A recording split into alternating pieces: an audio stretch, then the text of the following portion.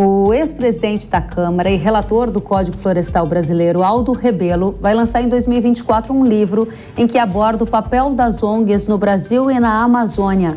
Em entrevista recente à revista Veja, ele afirmou que as organizações são nocivas e que algumas delas atuam como um governo paralelo, representando o interesse econômico dos seus financiadores. Para tratar deste assunto, a gente recebe agora Aldo Rebelo. Seja muito bem-vindo ao Hora H do Agro, Aldo. Ellen, em primeiro lugar, muito obrigado a você, aos telespectadores, aos internautas. Eu passei esse ano, nos primeiros meses, 4 meses na Amazônia, exatamente para preparar esse livro que me foi encomendado por uma editora do Rio de Janeiro e que traça uma história da Amazônia nos últimos 500 anos e atualiza os desafios da Amazônia brasileira. E o que vi, sinceramente, é muito preocupante. A Amazônia está distribuída entre 3 estados que disputam o governo na região. O estado oficial, o institucional, que são as prefeituras, a União e os estados, o estado paralelo do crime organizado, que toma conta dos rios como rota para o tráfico, e o mais poderoso e o mais influente, que é o estado paralelo das ONGs, que é o governo, de fato, da Amazônia, apoiado ou auxiliado por órgãos do próprio Estado brasileiro, pelo Ministério Público Federal, pelo IBAMA, pela FUNAI, pelo Ministério do Meio Ambiente, pelo Ministério das Populações Indígenas, entre outras instituições. E o Brasil tem, na verdade, a sua soberania reduzida ou partilhada com essas organizações não governamentais financiadas do exterior e que estão na Amazônia, não em busca do nosso bem, o que seria muito desejável.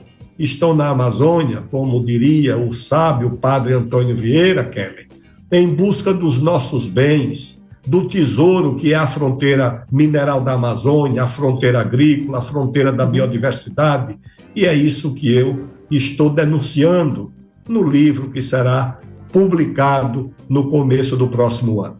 Interessante, a gente quer aprofundar um pouco e tentar antecipar para a nossa audiência parte do que está nesse livro que você vai publicar em 2024, mas tem uma dúvida. Como você avalia esse momento agora com o governo de Lula, que no governo atual há uma bandeira muito forte, pelo menos nas palavras, de defesa da Amazônia e da sustentabilidade. Na prática, nesses 4 meses em que você esteve na Amazônia, o que você viu e o que você constatou?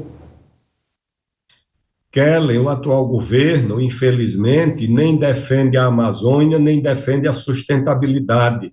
O governo brasileiro está num processo de renúncia crescente à soberania nacional na Amazônia, partilha essa soberania com essas organizações não governamentais, o próprio o ICMBio, que é o Instituto Chico Mendes, que administraria os parques nacionais, tem um acordo com um órgão do governo americano que praticamente renuncia à responsabilidade pela gestão das nossas florestas e dos parques nacionais existentes na Amazônia. Então, é uma espécie de tutela que é exercida pelas organizações não governamentais e que atuam dentro do próprio Estado brasileiro. E essas ONGs têm muitos recursos, sem qualquer tipo de controle, sem qualquer fiscalização, exercem esse poder e essa interferência na Amazônia contra os brasileiros que vivem lá, que são 30 milhões de brasileiros. Esses brasileiros trazem os piores indicadores sociais do país, as maiores taxas de analfabetismo, as maiores taxas de mortalidade infantil, as maiores taxas de doenças infecciosas, os piores índices de saneamento básico, de água tratada, de luz elétrica, inclusive, principalmente entre as populações indígenas, e essa região é, ao mesmo tempo, a mais rica do Brasil. Nas palavras de um geólogo com décadas de experiência na Amazônia, se você quiser saber, segundo ele, o que é que tem de riqueza mineral na Amazônia é você olhar para a tabela periódica, porque, segundo ele, tudo que tem na tabela periódica tem na Amazônia, além da biodiversidade, da água e das florestas. Eu estive vendo agora o registro de patentes de biodiversidade da Amazônia, o número de patentes registradas, principalmente na China e nos Estados Unidos, e quase nada no Brasil. Essa é a situação da Amazônia brasileira. O senhor tem uma proximidade muito grande com o agro, porque conhece, porque foi relator do Código Florestal. E a minha pergunta é: quem são os principais financiadores destas ONGs que o senhor está aqui denunciando essa atuação? E segundo, que tipo de impacto elas podem gerar para o agro do Brasil pela ação que hoje elas têm no nosso território, de acordo com as suas pesquisas? A agricultura e a pecuária brasileira são os principais alvos dessas organizações não governamentais. Elas não estão preocupadas com o meio ambiente. O meio ambiente é uma preocupação importante da humanidade, é uma agenda importante do planeta, mas nesse caso, Kellen, se trata de guerra comercial, da agricultura frágil, de países que são muito fortes, economicamente e diplomaticamente, como Estados Unidos e a Europa, contra um país de uma agricultura muito forte, que é a brasileira, muito competitiva, mas o país é diplomaticamente muito fraco. Então, essas ONGs se voltam para bloquear a fronteira agrícola do Brasil. E como é que bloqueia? Bloqueia de duas formas. Primeiro, com uma legislação ambiental muito dura, que eles não praticam, e segundo, impedindo a infraestrutura, impedindo rodovia, ferrovia, como a Ferrogrão, impedindo a construção de portos, de aeroportos, de rodovias, tudo isso sendo bloqueado, você, na prática, bloqueia a atividade econômica, porque você não vai plantar uma roça de soja, nem criar uma fazenda de gado, se você não tiver por onde transportar. Então, essas ONGs se voltam principalmente para isso, recebem financiamento público do exterior, diretamente, como no caso dessa agência americana que financia ONGs no Brasil, ou desse fundo que o governo brasileiro criou, que é o Fundo Amazônia, que deve ter hoje uns 6 bilhões de reais, e esse Fundo Amazônia, embora criado pelo governo brasileiro, recebe dinheiro da Noruega, da Alemanha, da França, dos Estados Unidos e de outros países. Com que finalidade? Para resolver o problema de saneamento da Amazônia? Para resolver o problema de água tratada da Amazônia? Não, para financiar essa agenda das ONGs, que hoje tem mais recursos, em alguns casos, do que o próprio Estado brasileiro. O senhor disse que um dos efeitos colaterais que o agro pode sentir da atuação dessas ONGs no país é uma dificuldade no avanço das fronteiras agrícolas. Moratórias para alguns biomas do Brasil, ou dificuldade de desenvolvimento ou exportação de mais outros produtos, ou exploração de fertilizantes, estão também entre alguns dos fatores que o senhor observou e entende que seja uma tendência? As ONGs estão mais próximas também da iniciativa privada? Olha, deixa eu te dizer 2 exemplos aqui. O Brasil tem uma das maiores reservas de potássio, que é um insumo fundamental para a agricultura. E esse insumo tem uma reserva importante lá na Amazônia, no município de Altazes. E o que acontece? É que o Ministério Público e as ONGs estão criando uma área indígena para impedir a exploração desse minério, desse potássio.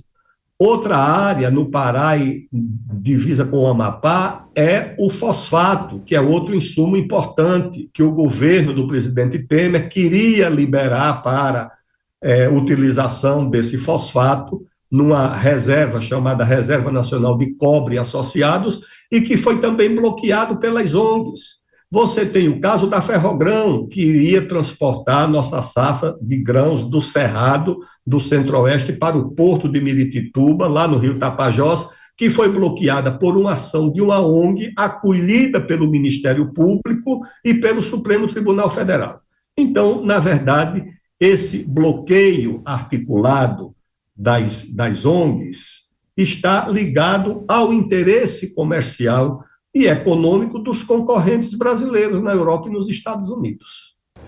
Por que o senhor é uma das únicas vozes que vem a público denunciar essa atuação das ONGs, na sua opinião?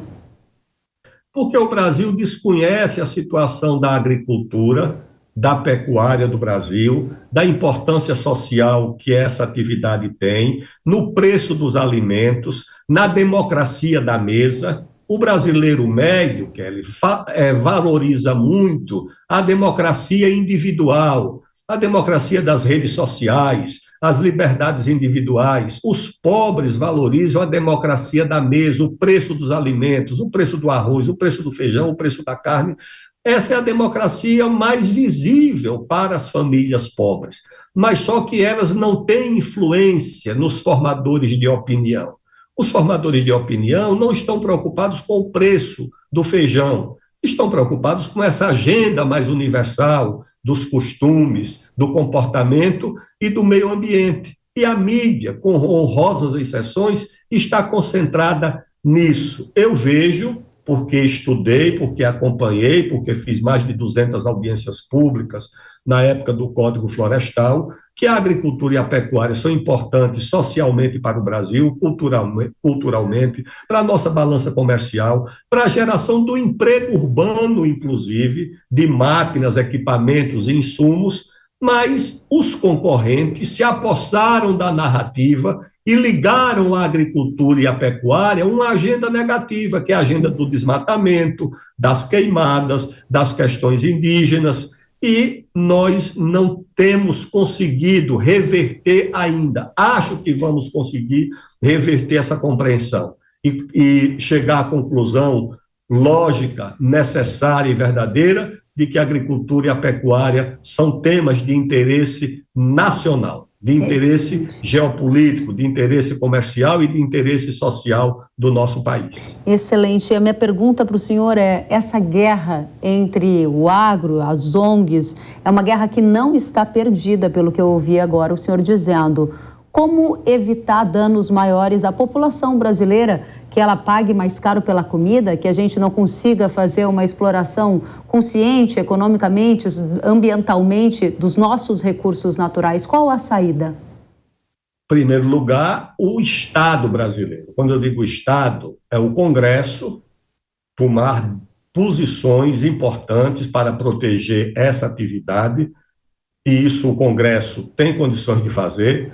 O Poder Executivo, que eu não tenho a esperança de que esse Poder Executivo que está aí, governado por interesses das organizações não governamentais que estão no Ministério do Meio Ambiente, no Ministério das Populações Indígenas, no IBAMA, na FUNAI, esse governo não vai se interessar por essa agenda. Também não vai ter muita força para fazer o mal, mas não fará o bem em nenhuma hipótese. O Poder Judiciário, o Supremo Tribunal Federal, precisa compreender que essa atividade é de interesse da população e do país, e a imprensa, a mídia, essa mídia que tem um comportamento, como te disse, com honrosas exceções, exatamente de hostilidade à agricultura e à pecuária. E procurar também a sociedade, a própria população, que essa tem capacidade de entender o quanto a agricultura e a pecuária são importantes para essa democracia que eu já me referi, que é a democracia da mesa, a democracia que se faz necessária 3 vezes por dia para todos os brasileiros, sem exceção. É verdade. Agora, nesse contexto em que o senhor está aqui chamando a atenção para a importância da comida barata, da comida farta na mesa dos brasileiros, e em que está também denunciando a ação das ONGs como hoje um desafio para o desenvolvimento do Brasil na sua potência máxima, e coloca ainda o atual governo como um governo que está sendo conivente com essa ação de um poder paralelo na Amazônia, aqui nas suas palavras, é isso que a gente vai encontrar no seu livro? Eu entendo que muitas pessoas que estão lhe ouvindo vão querer ler depois de ouvir essa entrevista. Conte pra gente se já tem data de publicação, qual o título e como a gente faz para ter mais detalhes sobre essa pesquisa profunda que está fazendo sobre a atuação das organizações não governamentais aqui no nosso país. O livro terá como título Amazônia, a Armadilha de Tordesilhas, 500 anos de cobiça internacional. Ou seja, há 500 anos a Amazônia é cobiçada e disputada. Ali você tem a Guiana Francesa, que era a pretensão dos franceses de dominar a Amazônia.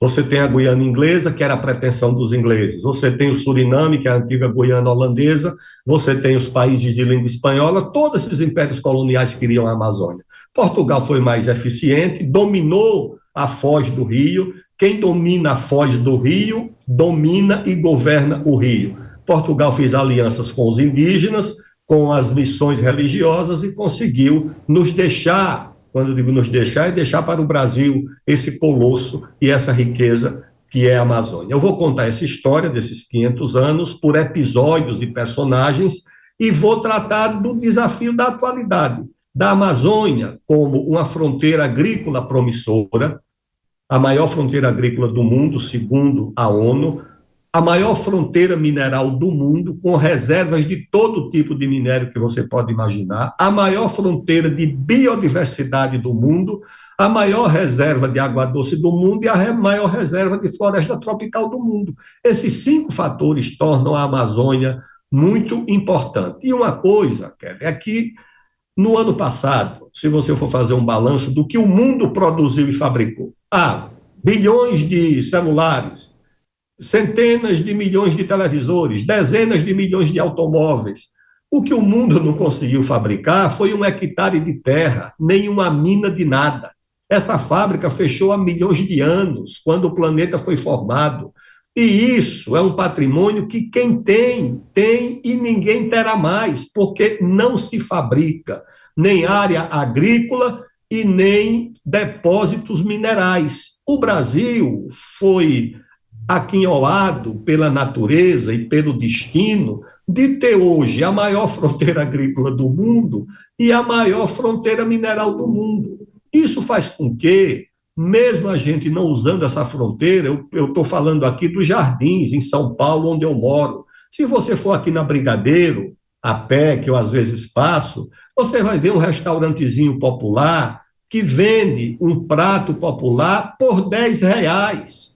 Ou seja, por $2. Com $2 na Europa, você não toma um cafezinho, você não toma uma água mineral. Aqui na Brigadeiro Luiz Antônio, você toma uma refeição completa, com proteína, com carne, com feijão, com arroz, com farinha, com tudo isso. Isso é possível por quê? Porque tem uma atividade que assegura que essa alimentação seja acessível por esse preço. Então, em resumo, o meu livro vai contar essa história da Amazônia e tratar dos desafios da Amazônia como a grande promessa de transformar o Brasil num país próspero, num país desenvolvido, num país justo, de melhorar a vida dos amazônidas e o excedente ajudar a melhorar a vida de todos os brasileiros. Porque o ouro, petróleo, o ferro, manganês, cassiterita, fosfato, o potássio, tudo que tem na Amazônia dá para fazer o bem-estar dos 30 milhões de brasileiros que vivem lá e dos outros 180 milhões de brasileiros que vivem fora da nossa Amazônia. É realmente interessantíssimo.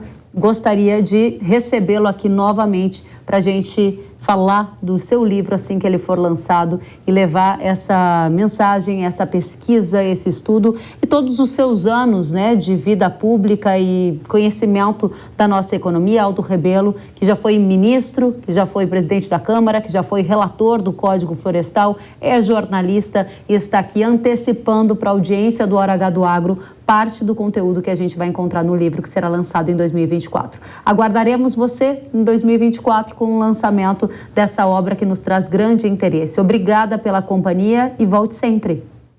Muito obrigado, Kelly. Até breve. Até breve. Tchau, tchau.